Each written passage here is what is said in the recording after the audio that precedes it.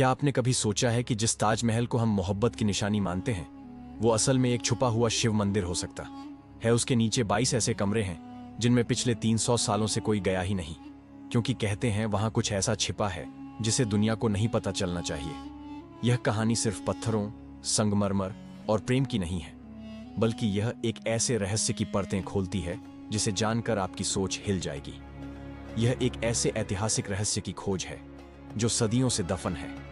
साल 1985 आगरा में रहने वाले प्रसिद्ध इतिहासकार और पुरातत्व शोधकर्ता डॉ. देवदत्त शर्मा को एक बेहद पुरानी संस्कृत पांडुलिपि हाथ लगती है। उसमें लिखा था, तेजो महालयम शिव मंदिरम स्थाप्यते दिव्य यमुना तटे, जिसका अर्थ होता है तेजो महालय एक शिव मंदिर है जो यमुना के किनारे स्थित है।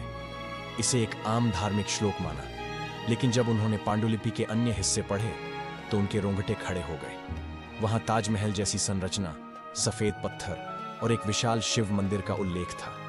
वे समझ गए कि यह कोई साधारण दस्तावेज नहीं था। डॉ.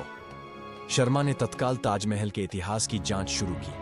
उन्होंने शाहजहां के समय के निर्माण रिकॉर्ड खंगाले, पर उन्हें आश्चर्य हुआ कि कहीं भी ताजमहल नाम का उल्लेख नहीं था।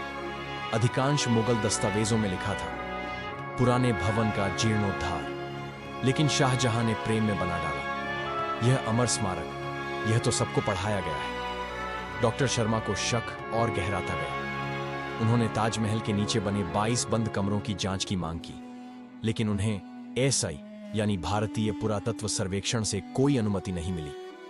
ये कमरे ताजमहल के बेसमेंट में हैं और पिछले कई दशकों से पूरी तरह सील हैं।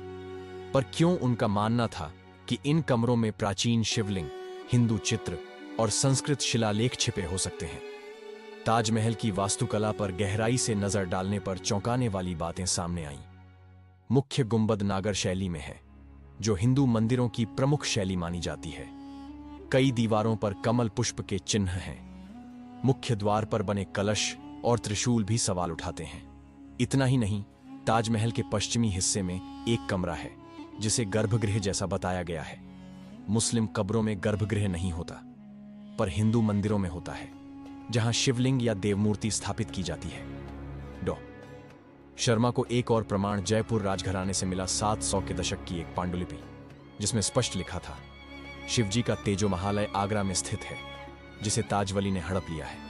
ताजवली यानी शाहजहां इतिहासकार पीएन ओक ने भी अपनी किताब ताजमहल द ट्रू स्टोरी में लिखा है कि ताजमहल असल में एक मंदिर था जिसे शाहजहां ने कब्जा कर मजार में बदला।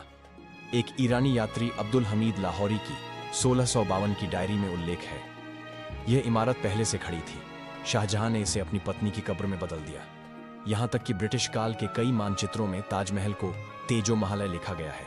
1822 में इलाहाबाद हाईकोर्ट में एक याचिका डाली गई जिसमें मांग की गई कि ताजमहल के बंद कमरों को खोला जाए। कोर्ट ने यह कहते हुए याचिका खारिज कर दी कि यह शोध का विषय नहीं है। क्यों डरती है सरकार इन कमरों को खोलने से? क्या वहां कोई ऐसा सच है जो लोगों से छुपाया गया है? यह कहानी केवल एक इमारत की नहीं है, यह इतिहास के सबसे बद्ध झूठ की कहानी हो सकती है। ताजमहल केवल एक प्रेम स्मारक है, यह शायद अधूरी सच्चाई है। क्या यह भी हो सकता है कि इतिहास की किताबें सिर्फ सत्ता का चेहरा दिखाती हैं, असली इतिहास को नहीं? डॉ.